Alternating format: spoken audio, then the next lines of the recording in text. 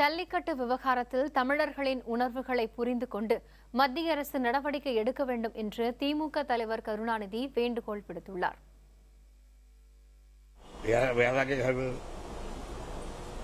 உரிமை தடுப்பு இயக்கம்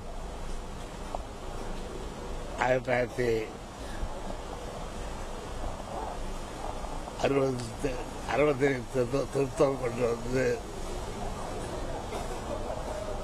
அந்த சட்டத்திற்கு பல பெற்றது. இந்த ஆண்டு